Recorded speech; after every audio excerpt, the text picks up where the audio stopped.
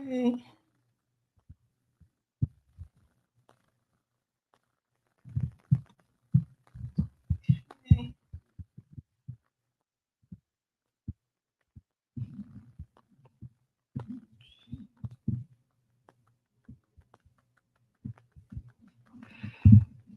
All right.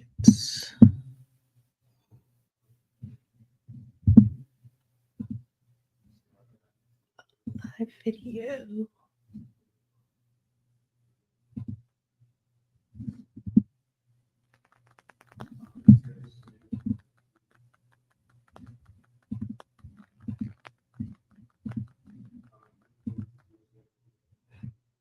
All right.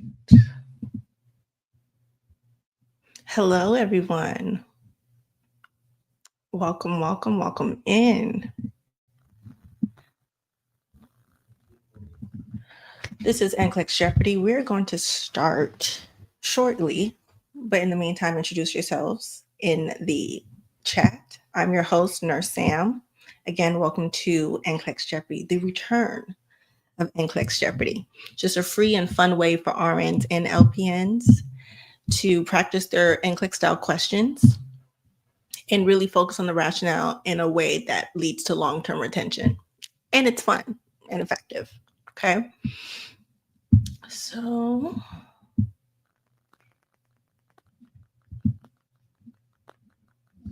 let's, in just a second, we're gonna have a breakdown of how to play. Has anyone played NCLEX Jeopardy before? Is this your first time? Are you a repeat player? Have you played before? Maybe in a different program? We haven't played NCLEX Jeopardy for like at least a year. Okay, and I'll give you the background on that in just a second. Stream key.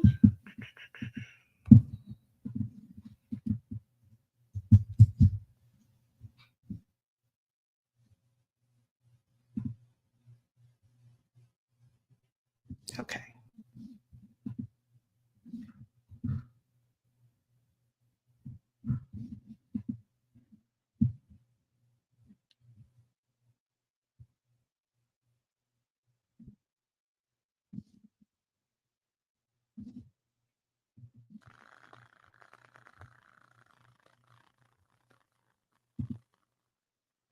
Okay, yay.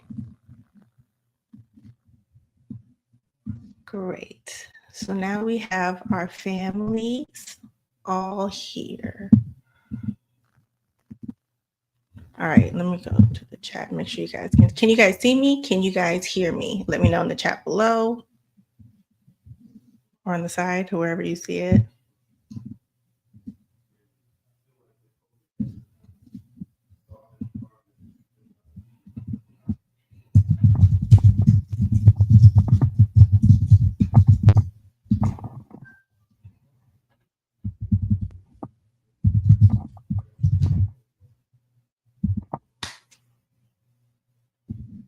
Okay, perfect. Yay. All right. So have you guys played NCLEX Jeopardy before, or is this your first time? I'm going to give a quick rundown of how we play NCLEX Jeopardy, and then we're going to get into it. Once again, I'm your host, the creator of NCLEX Jeopardy. We've been doing NCLEX Jeopardy since about 2020. And we have not done NCLEX Jeopardy for the last year, but now we have come back. All right. Once again, this is just a great way to practice your NCLEX style questions.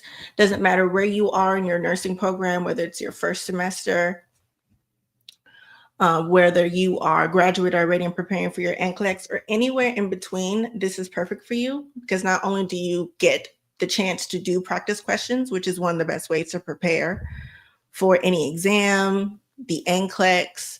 It's one of the best ways to prepare actively, but also knowing how to break down those questions, knowing how to think like the NCLEX, knowing how to get to those answers. That's where this is going to shine. Okay, that's where I am going to help you navigate through how to answer those questions and how to answer easier. So when it gets to you on your own time, doing your own practice questions or doing your own quizzes, exams, or in the NCLEX, you'll be way more confident. Okay.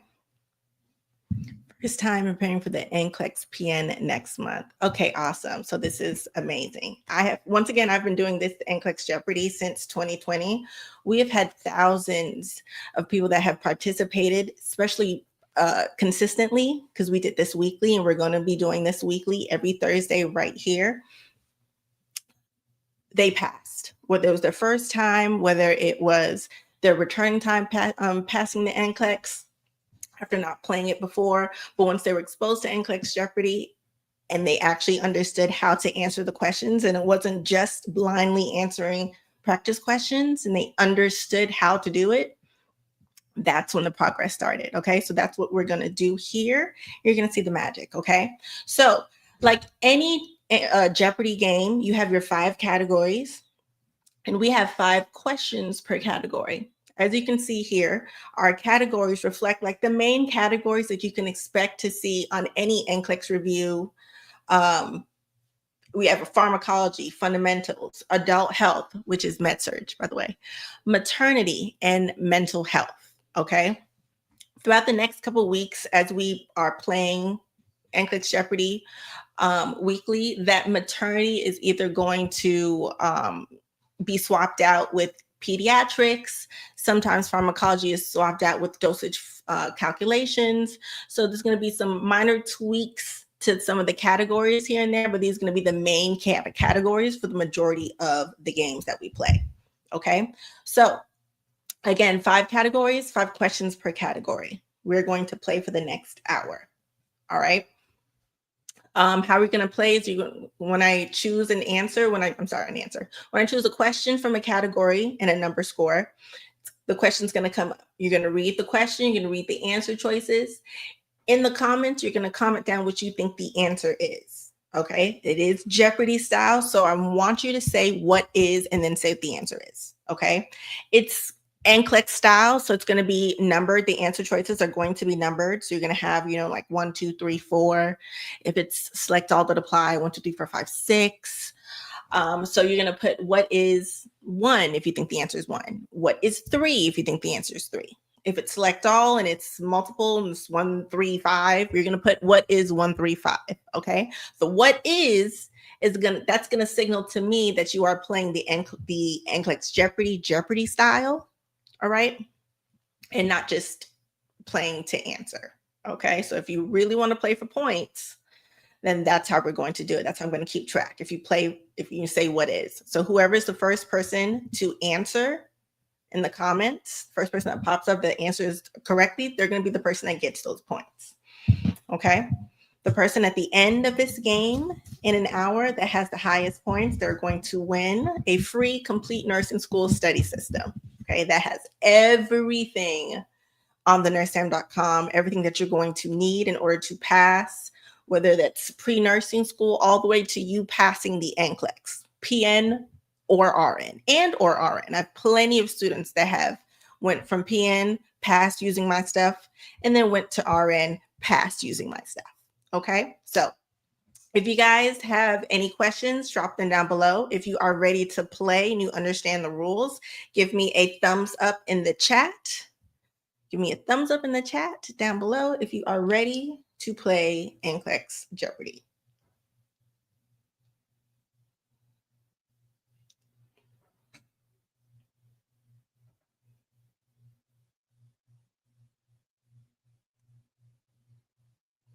If you are ready to play,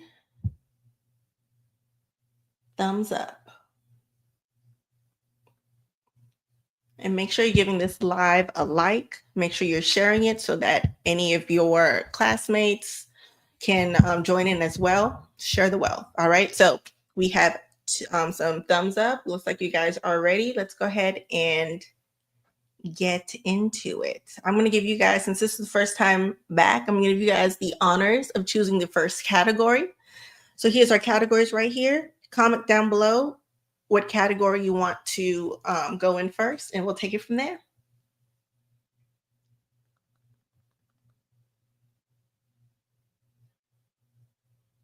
For anyone that's just coming in, welcome, welcome. We are just about to start playing NCLEX Jeopardy. I'm your host, Nurse Sam. And we're about to start playing NCLEX Jeopardy. So we have Reiki, Ramneek, Tanya. Welcome, welcome. Let's get ready to play. All right, drop the category you want to start with, and we will take it from there.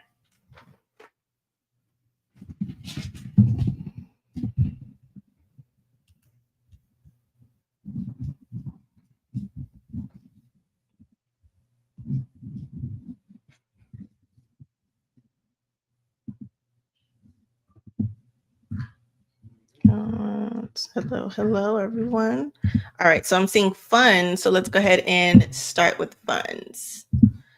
All right, let's do funds for 100. Okay, once again, if you want to play for points, you're going to comment what is and then your answer. All right. A client with a history of lung disease is at risk for developing respiratory acidosis.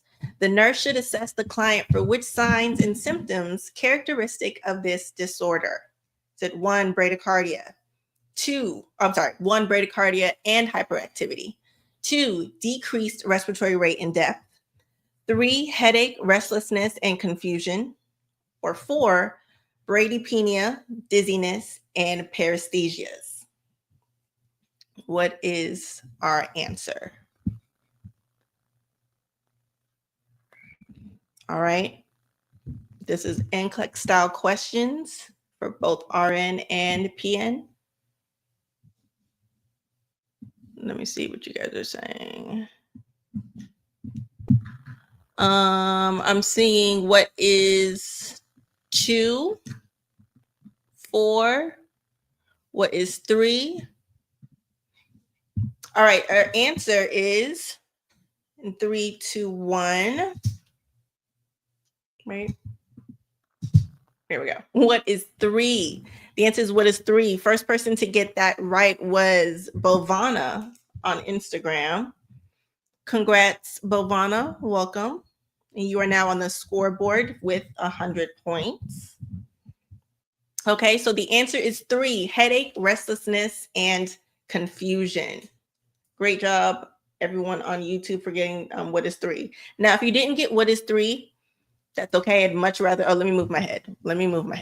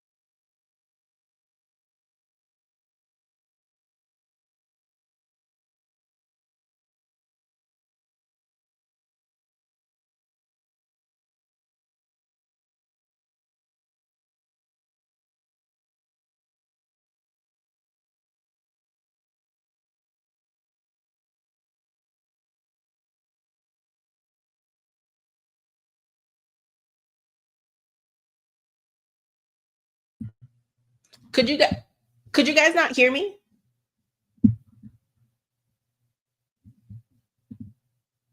Could you guys not hear me this entire time? Let me know if you guys can hear me, because I know you guys can, but y'all couldn't. Ooh, so y'all don't hear anything I said. That's crazy. That's wild. Okay, so basically what I was saying is the answer is 3. And whenever you have rationales, always read through the rationale, especially if it has something to do with signs and symptoms. Always read through all the signs and symptoms and take note of always at least 3, because that's a select all that apply question waiting to happen. Or they can easily exchange one of the words in the question or even in the answer choice, and the answer will completely change. So always just make sure that you're knowing that. So sorry about that. All right. That was because of this. Let me make sure.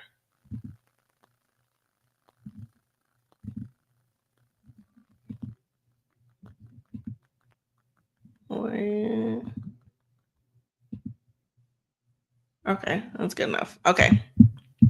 Now let's get into another one. All right, so that was funds. Let's go ahead and do adult health. Once again, I'm so sorry about that, guys. Let's do adult health. There may be some lag going on between YouTube, Facebook, and Instagram. So just know that that's normal. But I'm glad you guys can see me and hear me now. Let's go ahead and get on to our next question. Let's do adult health for 200.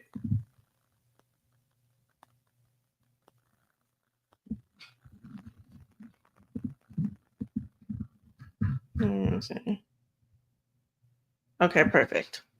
All right. Adult health for 200. The nurse is preparing a plan of care for a client with diabetes mellitus who has hyperglycemia. The nurse places priority on which client problem? 1, lack of knowledge. 2, inadequate fluid volume. 3, compromised family coping. Or 4, inadequate consumption of nutrients. What is our answer? Remember, this is NCLEX Jeopardy. For those that are just now coming in, I'm your host, Sam. We're doing NCLEX style practice questions in a game show like way. So this is Jeopardy style. So make sure you're answering your questions with what is if you want the points. Okay. So once again, always reread the question, at least the last line of the question, so you really understand what the question's asking you. We're looking for the priority. Okay. Client problem in the client that we have now, which is diabetes mellitus client who has hyperglycemia. Okay. What is hyperglycemia? Just comment down below and let me know what hyperglycemia is. In the meantime, the answer to this question is, what is 2? The answer is, what is 2? Wait for it. Nobody got it there. Did anybody get it here?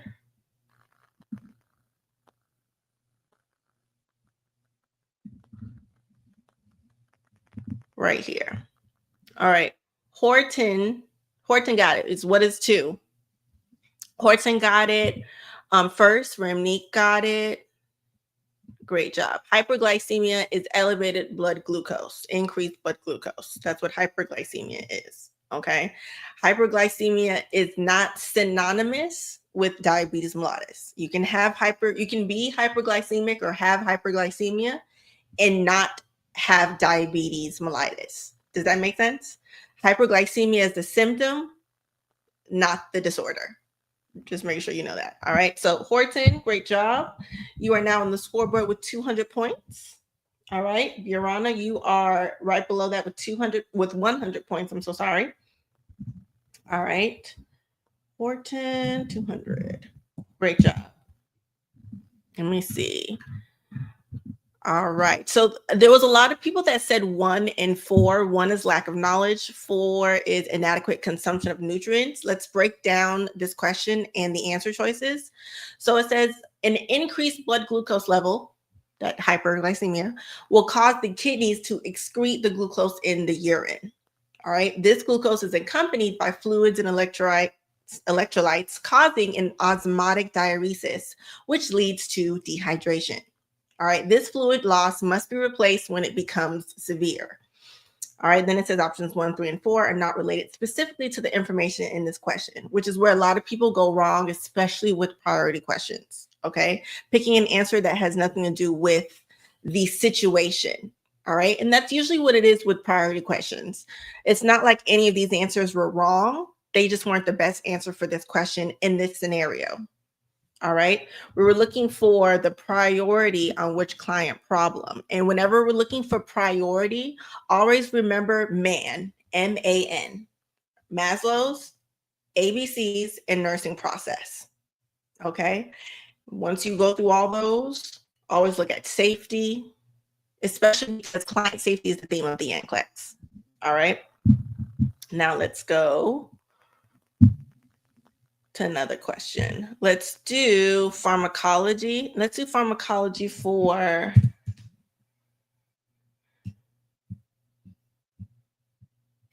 let's do it for 100, and that's only because there's something that I want y'all to see. I want y'all to do the select all that apply. Okay, welcome to everyone that's just joining in. Welcome. This is NCLEX Jeopardy with your host, Nurse Sam. Hello, hello. We're just now starting our another question. This is pharmacology for 100 points. Join in, join in. Whenever you're answering the question, just remember to put what is before you answer. So if you think the answer is 1 and 2, put what is 1, 2. So I know that you are playing for points, okay? All right, so the nurse is monitoring a client receiving levothyroxine sodium for hypothyroidism. Which findings indicate the presence of a side effect associated with this medication? Select all that apply. Okay, now select all that apply. Always remember that whenever you do have select all apply, that means you can have as little as one of the answers be correct or as many as literally all of them. Okay, so 1, insomnia, 2, weight loss, 3, bradycardia, 4, constipation, and or 5, mild heat intolerance. So let's look and see what you guys are answering.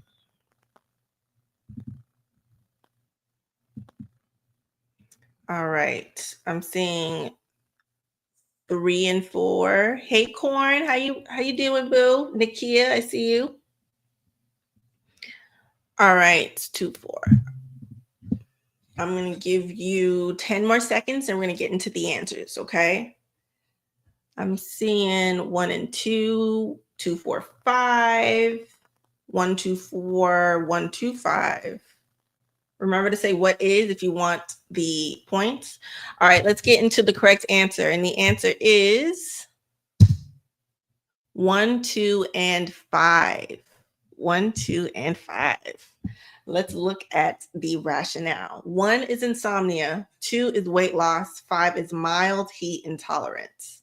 All right, so who got 1, 2, and 5 first? 1, 2, and 5. Where are you? Tanya Simone. Great job, Tanya. So Tanya, you are now on the scoreboard with 100 points. Great job. All right, we still have Horton in the lead with 200. Then we have Biorana and Tanya tied for second place with 100 points. It could still be anyone's game. We still have another 30 minutes to go to play. Remember, whoever gets the highest score at the end will win a free complete nursing school study system. All right, so let's get into the rationale. It says insomnia, weight loss, and mild heat intolerance. Those are side effects of levothyroxine sodium. Bradycardia and constipation are not side effects. And those are usually side effects. They're rather associated with the actual disorder of hypothyroidism, not the side effect of the med. Okay, so that's where those two came from. So that was actually a good question. because that's a perfect example of what I mean when I say you have to understand how the NCLEX thinks and really understand what the question's asking.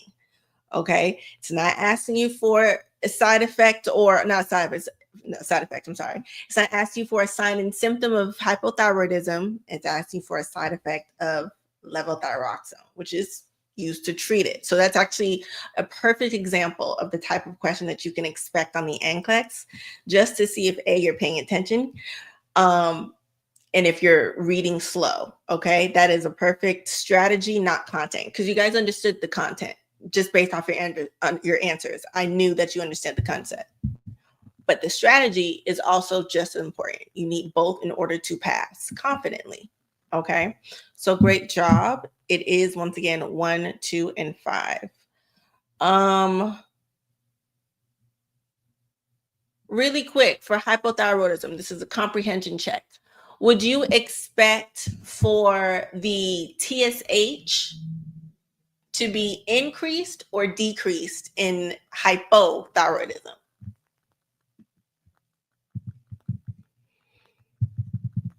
Would you expect for the TSH to be increased or decreased in hypothyroidism? That's just a comprehension check.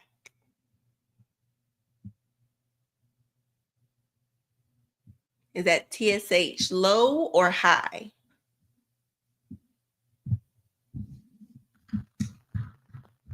I see increased, decreased, high. Typically high. It is high. Great job, Tanya. Great job, LPN Learning. Bhavana, it's high. Don't let the fact that it says hypothyroidism confuse you. That's one of the main things that it does. All right. TSH is high in hypothyroidism. I know it's weird, but it's in reverse. Because that's high, it leads to because it's high, it's compensating for the fact that there is low thyroid. So that's why it's kind of in reverse. All right, so great job in knowing that. And if you didn't know it, now you do. Let's go to our next question. All right, we did pharm fundamentals and adult health. Let's do maternity, but let's do maternity for 300, shall we? Let's do it. All right, the nurse is preparing to care for a client in labor. The primary healthcare provider has prescribed an IV infusion of oxytocin. The nurse ensures that which intervention is implemented before initiating the infusion. 1, an IV infusion of antibiotics. 2, placing the client on complete bed rest. 3, continuous electronic fetal monitoring. Or 4, placing a code cart at the client's bedside.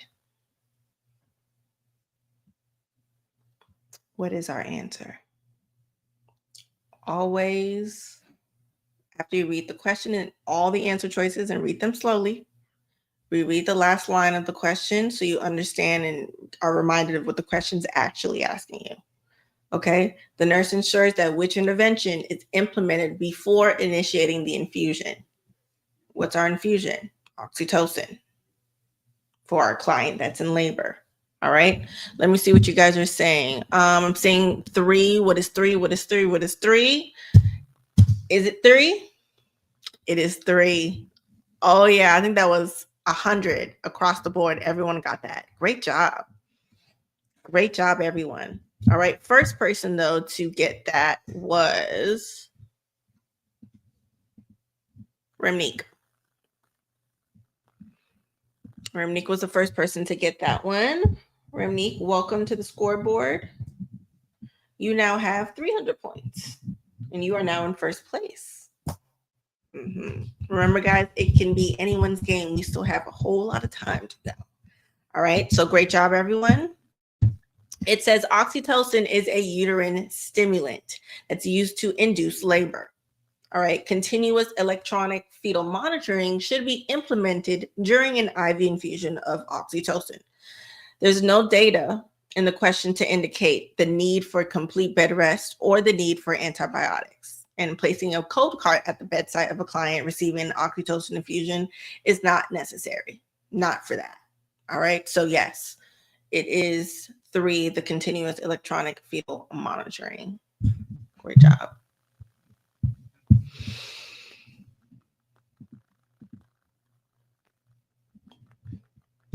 All right. How we doing? Just want to do a little check-in with you guys. Are you guys enjoying the game?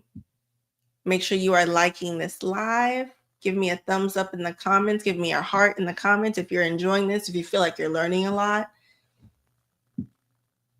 Would you prefer to do your NCLEX practice questions like this versus maybe by yourself? At least you have some guidance here, right?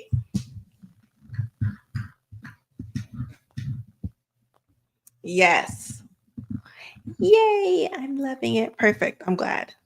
That's what I want. I want you guys to be enjoying this, and I want it to be effective. I wouldn't keep doing this if you guys weren't learning anything. And I know this works because I have years and years and years of backup proof. Okay, so let's do mental health.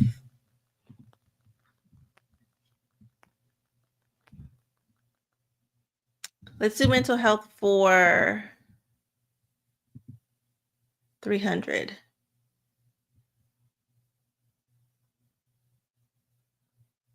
Yeah, let's do it for 300. What is the primary goal of crisis intervention therapy? Loving this. 1, introduce new effective coping methods to the client. 2, assess the client to identify the causative stressors. 3, establish a sustainable therapeutic nurse-client relationship. 4, assist the client in returning to the level of pre-crisis functioning.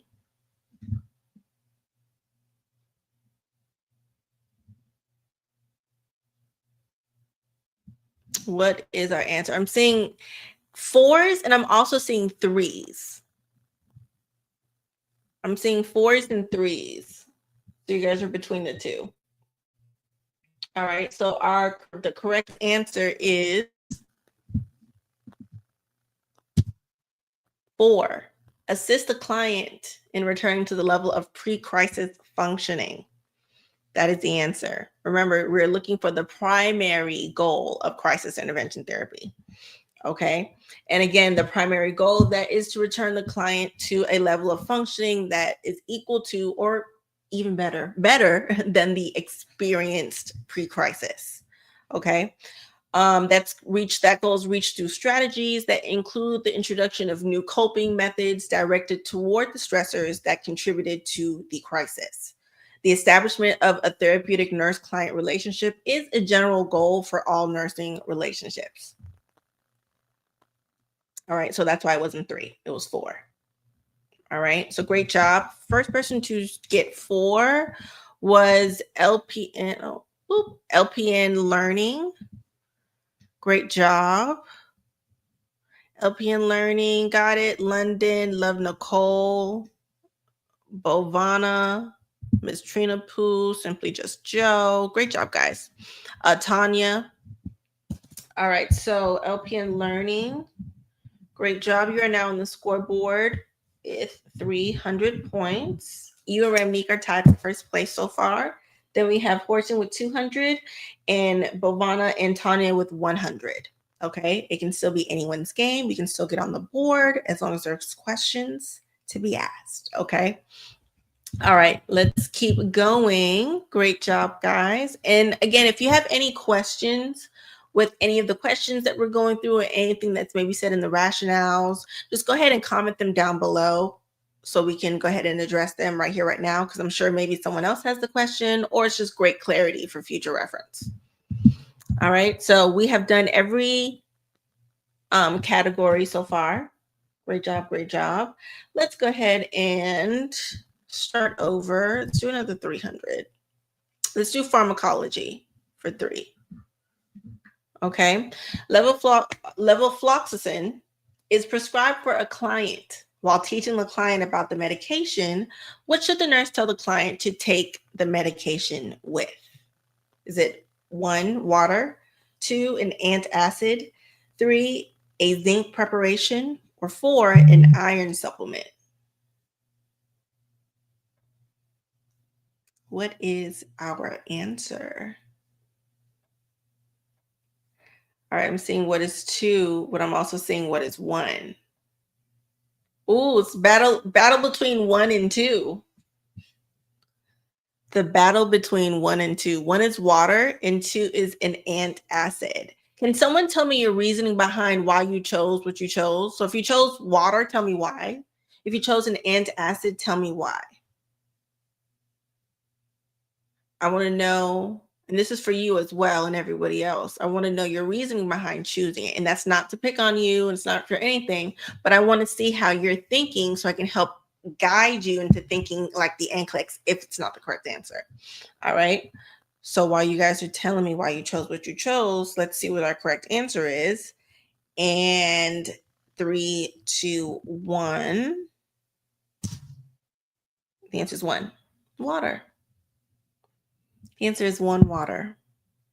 It says levofloxacin. First of all, what kind of medication is fluoxetine? Oh, somebody said it already. LPN learning.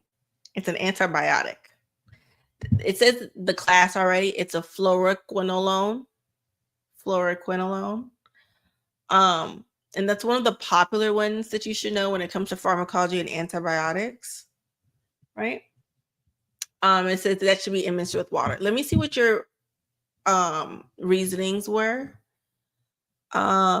Nikki said ensure proper absorption, drink water. LPN learning said antibiotics often upset the stomach. Yolanda said I'm also just guessing. Most prescriptions require you to take it with water. Period. Lennon Rose said, yeah, it's an antibiotic. Good. Again, I want to know your train of thought so I can know why you chose what you chose. Okay, so it says antacids, zinc, and iron supplements. Those actually decrease absorption, and those should be taken at least like 4 hours before or 2 hours after the medication. Water was the safest and the correct answer, so it was water. Okay. So because you need fluids. Yeah, that's one of the questions where like if you can easily overthink this. So the first person to say what is 1, a lot of people said an iron supplement, which is interesting to know just for future reference. First person to say what is 1 though was Remnick. Yep, great job. Remnick, that's what, another 300? You already had 300 on the scoreboard. It's another 300. So you now have 600. So great job, Remnick.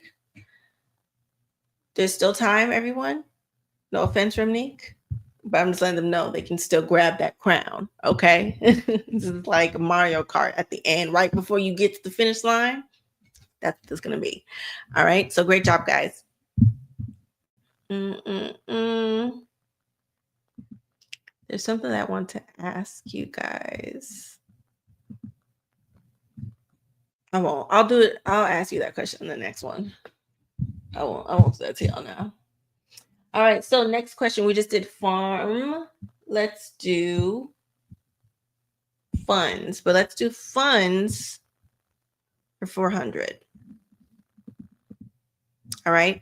The nurse provides instructions to a preoperative client about the use of an incentive spirometer.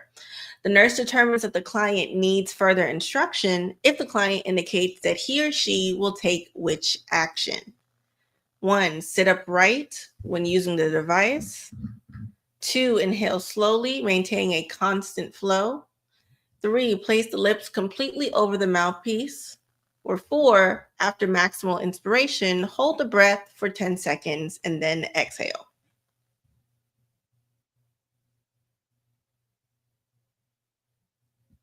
What is our answer? Remember that in this question, it says the nurse determines that the client needs further instruction. So we're looking for the wrong answer, pretty much.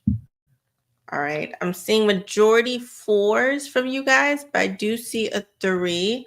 4 says after maximal inspiration, hold the breath for 10 seconds and then exhale. So you guys are saying that that is not what you want them to do. What is it that's making you choose 4? What is it that's wrong about that?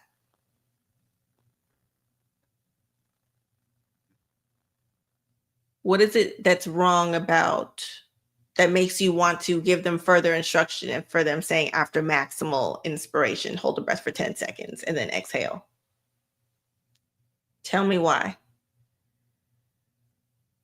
Ramneek says it's 3 to 5 seconds, not 10 seconds. Is that what you guys were saying as well? It's not 10 seconds. 10 seconds too long. The answer is what is 4. The answer is what is 4. Okay. It says right here, when maximal inspiration is reached, the client should hold the breath for 2 or 3 seconds and then exhale slowly. Holding the breath for 10 seconds. Are we training for the Olympics? Are we like swimming? Is that what we're doing? Because that's the only reason why you'd be holding your breath for 10 seconds. Or if you're playing with a toddler or a kid and you're just like, who can hold your breath the longest? It's the only reason why you should be holding your breath that long, babes. It's 2 to 3 seconds, okay? So that's what it is. Great job in knowing that and pointing that out, Ramneek. All right. Part of the reason why that should have stood out to you, whenever you see, this is strategy wise, if you didn't know the content behind it and you were just trying to take educated guesses and break down the question, this is how you would do it. Okay, so we already know that we're looking for the wrong answer or the incorrect answer based off of these statements. All right, a good way for you not to get mixed up when you're doing that is to ask yourself, is this true or false when you're going through each one by one? Is this true or false for this patient in this situation, not just true or false in general? Okay. Right here, whenever you see numbers, and this is a part of my NCLEX descriptive word strategy that we've covered in Camp Nursing School, but this is a part of the NCLEX descriptive word strategy. Whenever you see numbers, especially in answer choices, always pay attention to those and do a second lap over them, because those are usually where the clue lies. Okay, everything else around it can be correct, but the number can be the one thing that holds the key to whether this answer is true or false. All right, everything else about this was correct except for this. It was 10 seconds. It should have been 2 to 3. Okay, so that's just whenever you see a number, but the same thing is true with words. Okay, but we'll talk more about that as we take more questions. So great job, Ramneek. Did I give your thing? What is 4? Was that the first person? I said, what is 4? Yes. Ramneek, an extra 400. You now have 1,000. All right. Let's go into another question. Janaya said you should sit up, maintain a constant flow, and place your lips around the mouthpiece, but it should be 3 seconds to hold your breath in between. Great. Absolutely.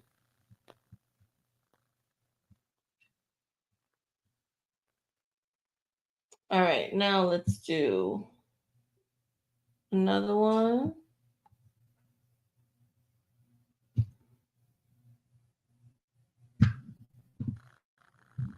Adult health, aka med-surg. All right. This is, hold on, let me see. Do you still sell those gummies? I need help studying. We have not restocked. We currently don't have a future restock date for that as of right now. I'm not saying we will never restock, but it's currently on hold right now. All right, so this is adult health for 300, right? Yes. The nurse is caring for a client with acute pancreatitis. Make sure you pay attention because acute pancreatitis is one of those high yield topics, especially when you come to med-surg GI. Okay. So caring for a client with acute pancreatitis and monitoring the client for paralytic ileus. There we go. Which piece of assessment data should alert the nurse to this occurrence? Okay, 1, an inability to pass flatus. What is that? Comment below as well. 2, loss of anal sphincter control. 3, severe constant pain with rapid onset. 4, firm non-tender mass palpable at the lower right costal margin. Lower right costal margin. Okay, so I asked you guys, what is flatus? Pass gas. Okay, so this is the inability to pass gas. I'm seeing you guys are saying, I see 3s and 4s over there, but I see 1s and 4s over here. So let's see what our answer is. The answer is 1. The inability to pass flatulence, aka gas. You can't fart. That's what 1 means. 1 is saying the inability to fart. Absolutely. Okay, now why is that the answer? A lot of people said 3. A lot of people, I see a lot of 4s as well. Let's look at why. Again, I'd rather you get the questions wrong here so that when you see it again on something that matters, aka a quiz, an exam, homework, something that counts for a grade, you'll now understand it, you'll see it, and you won't get got again. Okay? All right, so an inflammatory reaction such as acute pancreatitis that can cause paralytic ileus, and that's the most common form of non-mechanical obstruction. Okay, non-mechanical just basically means like there isn't like an actual foreign substance that's causing the obstruction. It's non-mechanical, something else. All right, now the inability to pass flatulence, the inability to pass gas, the inability to fart, okay, that's a clinical manifestation of a paralytic ileus. All right. 2 seconds.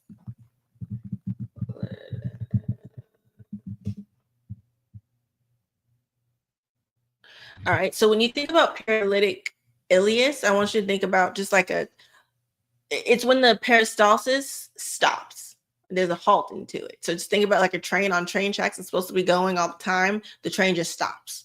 All of a sudden, the train just stops, which is part of the reason why you have the inability to pass flatulence. You can't pass gas if you don't have peristalsis going. So just so you know what that is.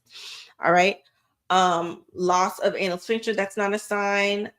Pain is associated. So for all the people that said 3 and for the ones that said 4, 3, that is the pain is associated with paralytic ileus, but the pain usually manifests as a more constant generalized discomfort. Remember what I was saying about the descriptive words, that strategy and that framework that I created that I teach in camp nursing school? This is a perfect example of that. All right. It's not the fact that it's not pain. You guys knew it was pain. You understand the content behind that, right? So it is pain. It's just the type of pain that's being described here versus what's the type of pain that is a clinical manifestation. A severe constant pain with rapid onset, all that's very specific.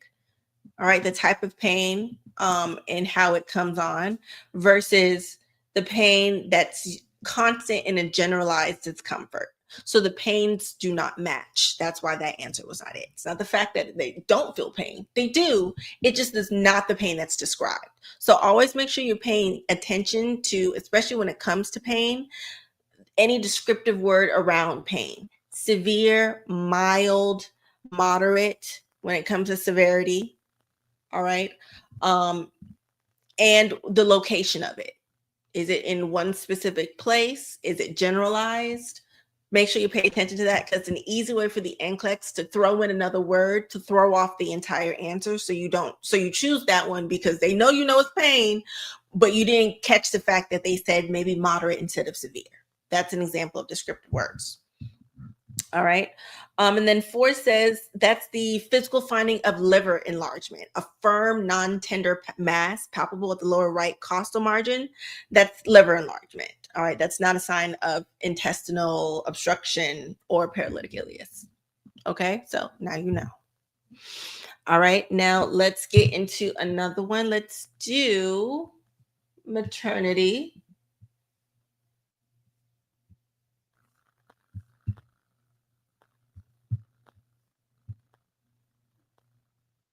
But let's do maternity for 500. Make sure we're good. All right. Maternity for 500 points. For anyone that's just now coming in, welcome. This is NCLEX Jeopardy. We're about to start our next question. It's maternity for 500. The nurse is monitoring a postpartum client who is bleeding for signs of shock, which indicates an early is bolded, an early sign of shock. 1, complaints of abdominal cramping. 2, an increased pulse rate of 80 to 120 beats per minute. 3, complaints of feeling tired yet is feeling hungry. Or 4, an increase in the respiratory rate from 18 to 22 breaths per minute. This is a good question for a multitude of reasons. Okay, this is a very common question. The NCLEX loves asking about signs of shock. They love it. But even better, they love making sure you know how to interpret findings, lab values, symptoms. They want to know that. And this is a good combination of all those things. All right. So I'm seeing you guys answering, saying 2, 3. I see 1s and 4s over here. All right. Can you tell me why you chose your answer after you say, what is the answer? Tell me your why. Because you're not just telling me your why, you're telling you your why. And sometimes when you say it out loud or even type it, you connect the dots in your brain and either you're just like, oh, wait, no, that doesn't make sense. Or like, oh, yeah, that definitely makes sense. Like, this is what it means. And it just helps solidify that in your memory. All right. So the answer, while y'all tell me what y'all think, is 2. The answer is what is 2. First person to get that, Tanya.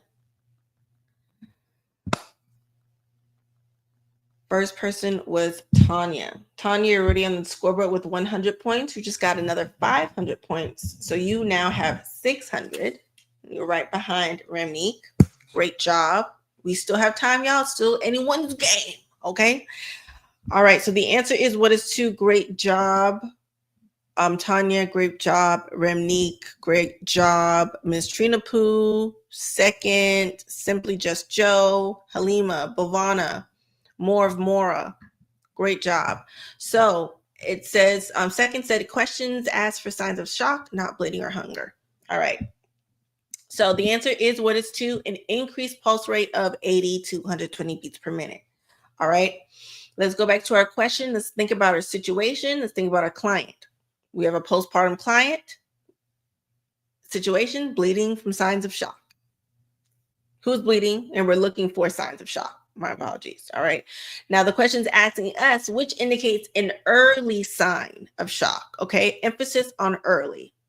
All right. So whenever you have early versus late signs of anything, you're basically looking for the answer where compensation is not happening yet.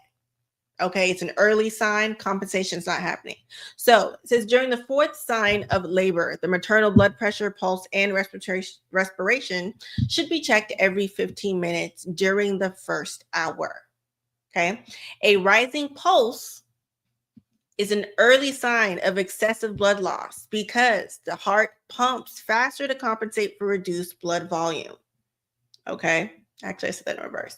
They are compensating. The compensating just is not working or failing yet. I'll probably say failing. It's not failing yet. All right. So once again, the rising pulse going from 80 to 120, the heart's beating faster to compensate for the lack of blood volume. All right.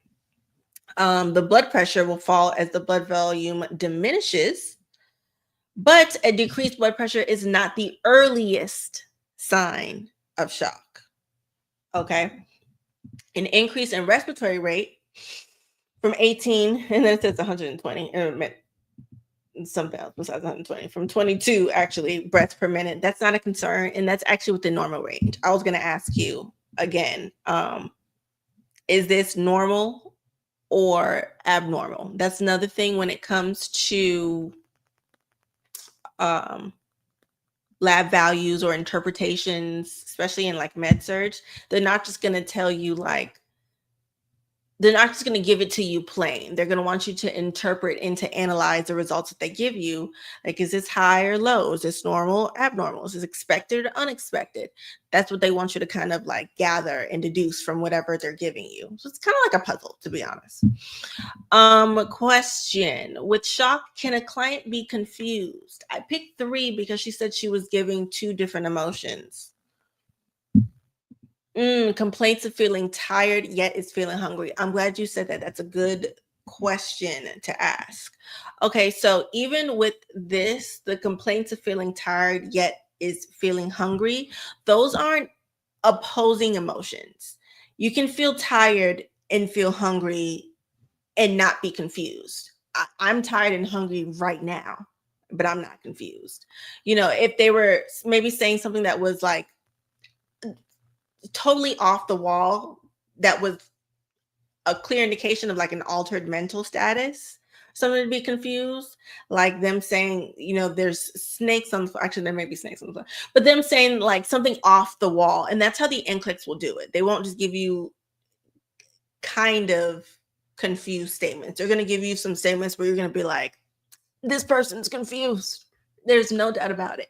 It's going to be like, hey, do you see Pennywise in the corner right there? They said, come here. It'll be something dramatic like that.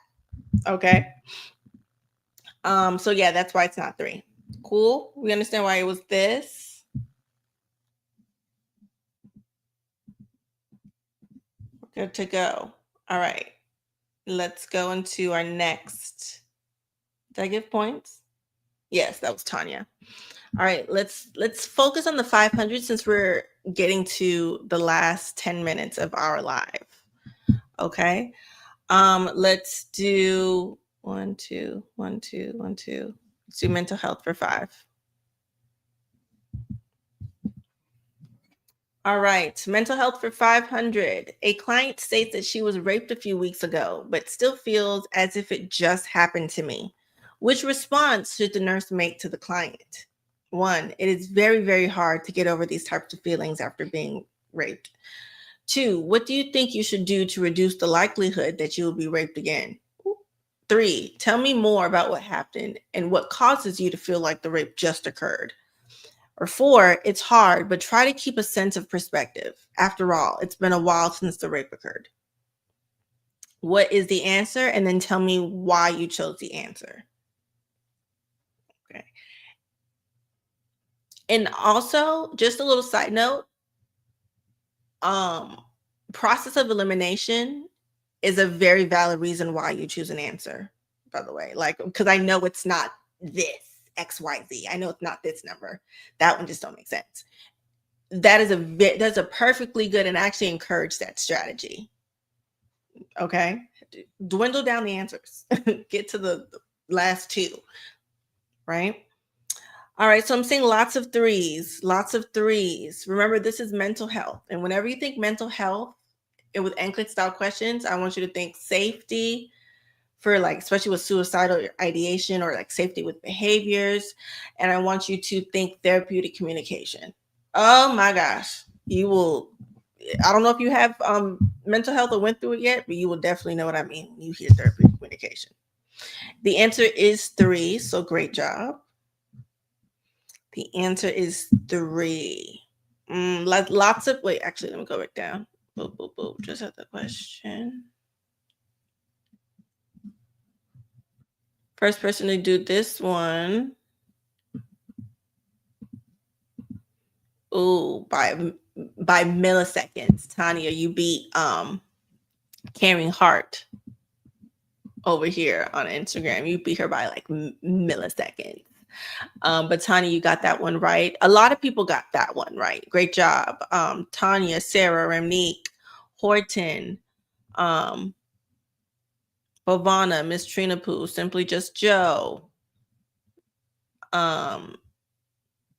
Second, Halima. Great job, guys.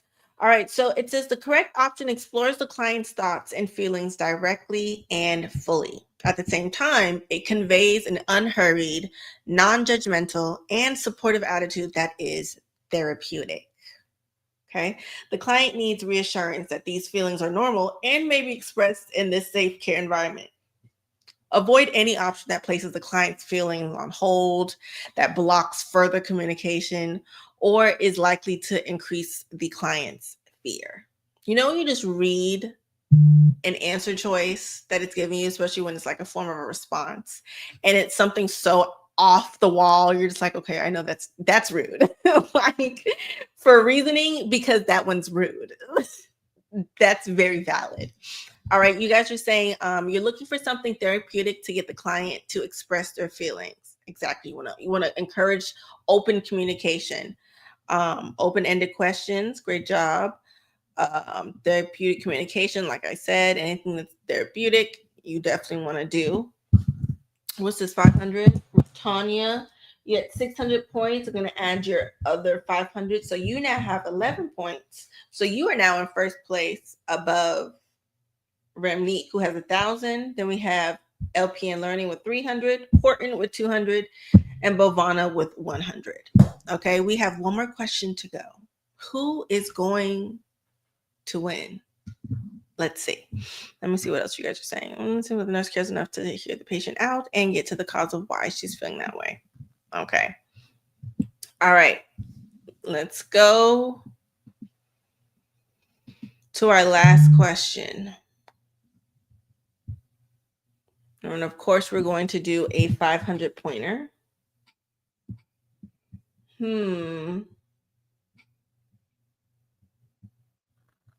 I really want to do a select all to apply, but I don't have one. That's that one. Okay. Let's do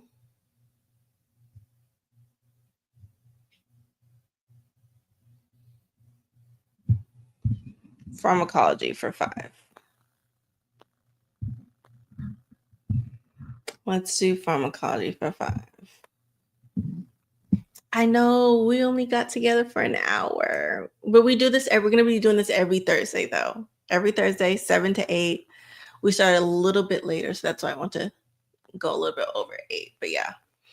All right, so last question, pharmacology for 500. A female client with a diagnosis of breast cancer is taking cyclophosphamide. I'm going to be able to say it, but I did. The client calls the healthcare clinic and tells the nurse that the medication is upsetting her stomach. Which instruction should the nurse provide to the client? 1, take the medication with food. 2, avoid drinking fluids while taking the medication. 3, try to take the medication with a small amount of orange juice. 4, continue to take the medication on an empty stomach and lie down after taking the medication. What is our answer? I'm singing ones. I'm saying ones and ones and ones. Tell me why.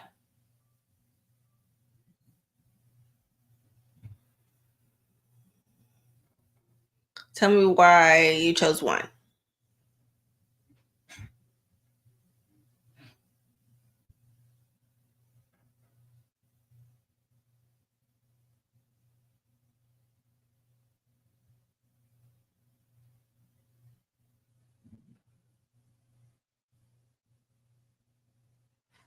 Okay, I lied. We're going to do one more question after this. One more question after this, because I want you to do this last question. Because honestly, it should have been in reverse as far as the amount of what it's worth, but that's okay.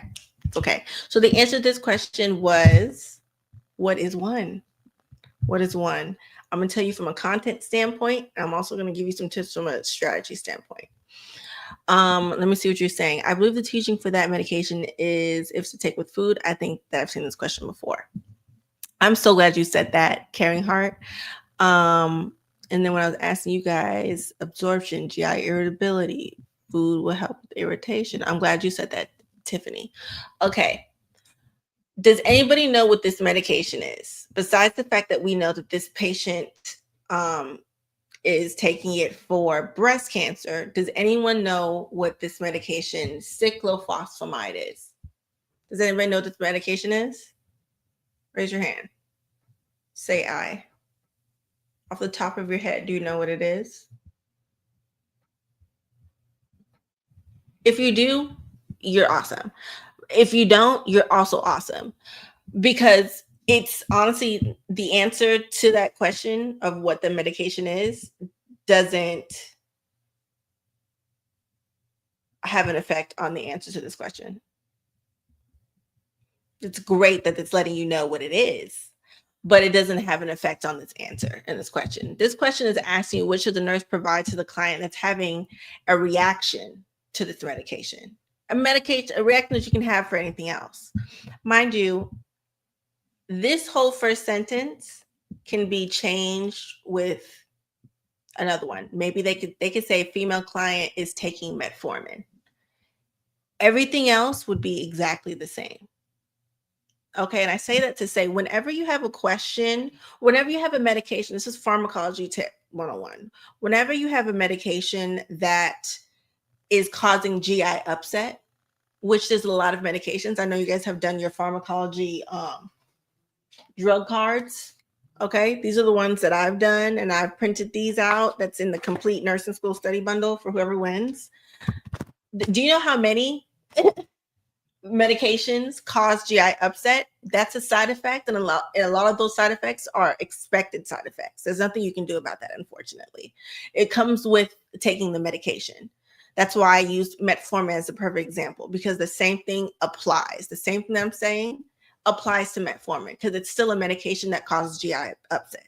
So it's not about the specific situation or this specific medication that's affecting this answer. It's just another medication that causes GI upset. Okay.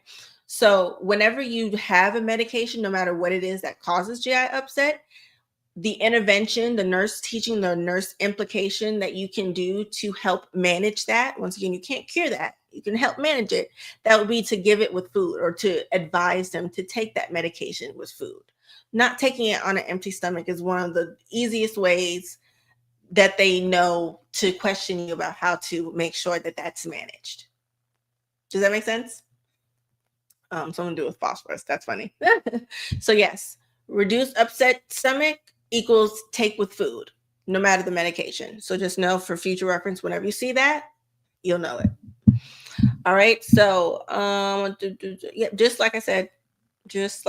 But with this rationale, it's also giving you a little, some more little chunks to remember. Okay. For this one, now the client who was taking this medication, they do need to be drinking plenty of water with this medication, but that's not what the question is asking us. Okay.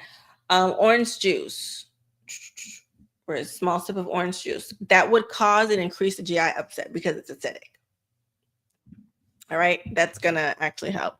Would they be able to take grape juice? Would they be able to take the medication with grape juice? If 3 said grape juice instead of orange juice, would that make a difference?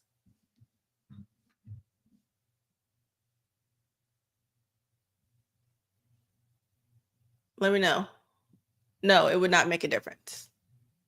It would not make a difference. It's still a citrus juice that would decrease absorption and cause increase GI upset. All right. And then 4, that's not going to assist in relieving the upset. Okay. Which one? So who is that? Hold on. There's one more I want y'all to do. Who is that? That was Caring Heart that got that one. Caring Heart. You're actually going to score it with 500 points. Caring Heart LLC got that one with 500. All right, now let's do our last one for real. Cause I gotta go at 8:15. It's Adult Health and for 100. That's why I said this one should have swapped places with the 500 one, because this one selects all that apply, and this is the one that I wanted to close out with. All right. So you guys know what the whole deal with select all that apply. It can be as many as all of them, or as little as one, as far as the correct answer. All right. This says the nurse is conducting a history and monitoring laboratory values on a client with multiple myeloma. What's multiple myeloma? Drop it in the comments. What assessment findings should the nurse expect to note? Select all that apply. 1, pathological fracture. 2, your analysis positive for Bence-Jones protein. 3, hemoglobin level of 15.5. 4, calcium level of 8.6. And 5, I don't know if I said 4 or 5. And 5, serum creatinine level of 2.0.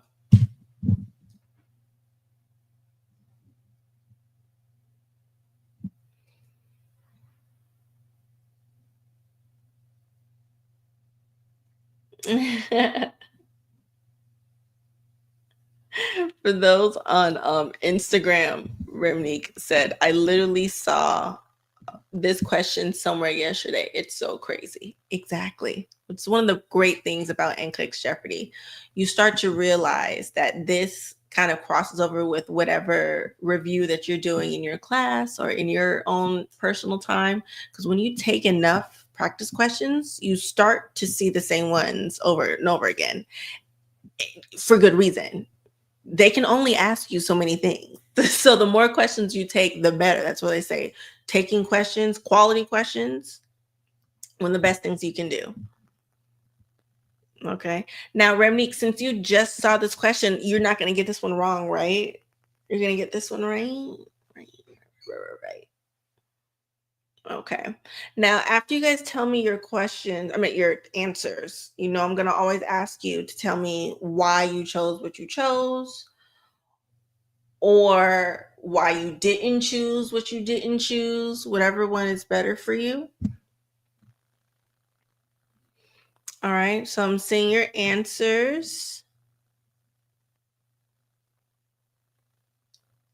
As far as what multiple myeloma is, yes, it is cancer. Do you know what it's cancer of? It's cancer of the bone marrow. That's what multiple myeloma is.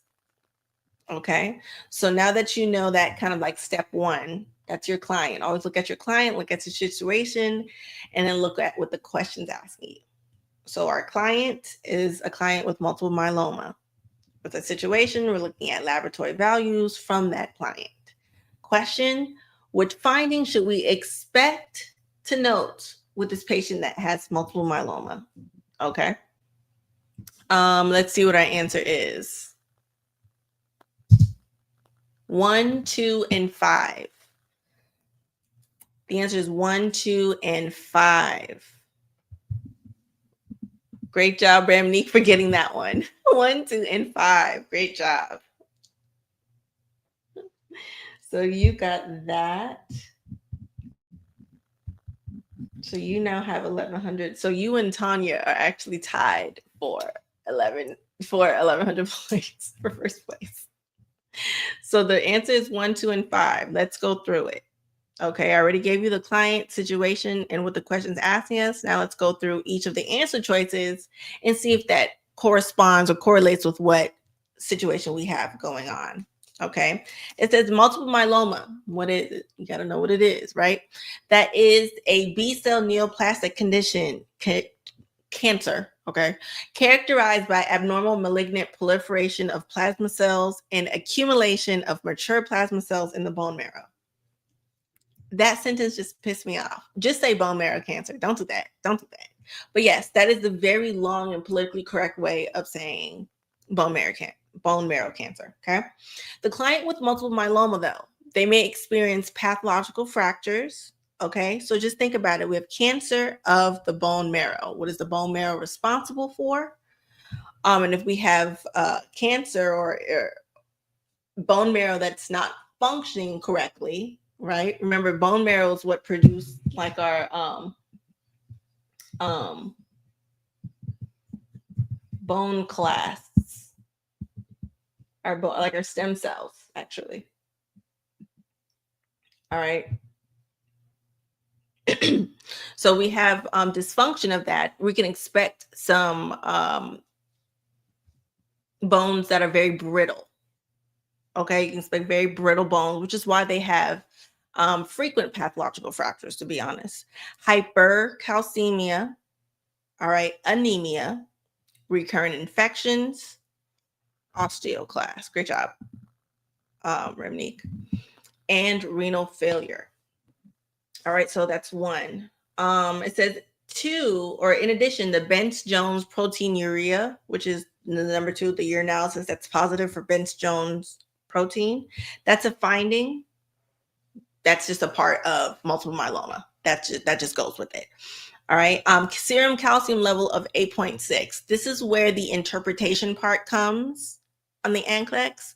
Now, I will say, depending on where you are in your program, on the NCLEX, whenever you have any type of lab value, especially one with a normal range, they are going to be giving you the normal values of that. However, on your actual exams in class, because every school and their professor does it differently, I'm not sure how they're going to be doing it. Maybe at first they're going to require you to know it, and then they're going to, provide it with you as you get closer to the NCLEX. Not sure. But just so you know, on the NCLEX, they're going to have the normal values. It's great. You don't have to memorize that part for that, but it's still up to you to know that, like, okay, I'm able to still interpret that a level of 8.6 is normal. And if it wasn't normal, it's decreased. So I can expect to see this. And if I can expect to see this, I can expect this, this, and that. So the same thing's noted for those laboratory values, whether it's normal, decreased, or increased. Okay. So that serum calcium level, that's normal. Hemoglobin level of 15.5, that's a normal level. So boom, 3 and 4 are gone. 5, that creatinine level of 2.0, that is elevated. Okay. Now the test is different. Just took it against on the same. Those question banks needs to be updated. What do you mean?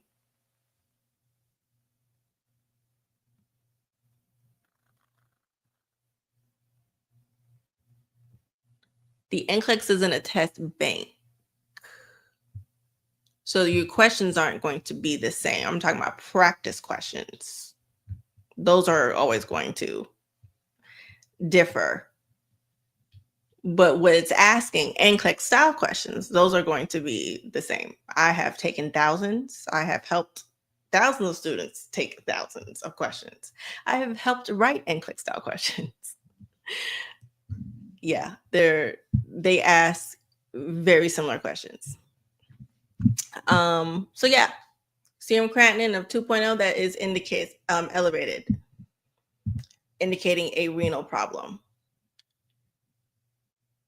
It's not going to be word for word. It's never going to be word for word. That's not what I was saying. But what's being asked from the question, that's going to be the same.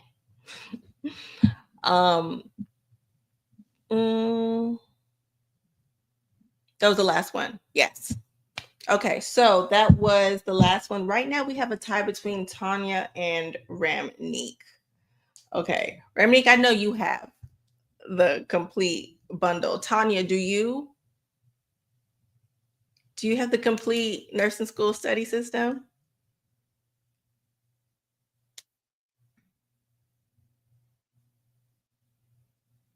Let me know. Okay. Okay, perfect. Okay. So since technically you're the first person to get to 1100, right? We're going to deem you the winner. I'm sure Ramneek won't mind. Ramneek knows. She knows what it is. But everyone, let's congratulate Tanya right here. Woo, Tanya, for winning NCLEX Jeopardy for this week. Yay! Pass it on. See that? Well, we're just passing it on. So your prize is going to be the complete nursing school study system. That is our all-inclusive everything that you're going to need for passive learning, active learning, no matter where you are in your nursing school journey, whether that's pre-nursing, anywhere in your nursing school program, NCLEX, RN or LPN, and or studying for the NCLEX. This is going to get you through. Okay. So I'm going to need your email, a good email from you so I can send that to you. And you're on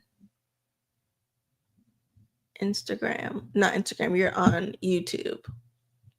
So send me, I'm going to send you a private chat so I can get your stuff.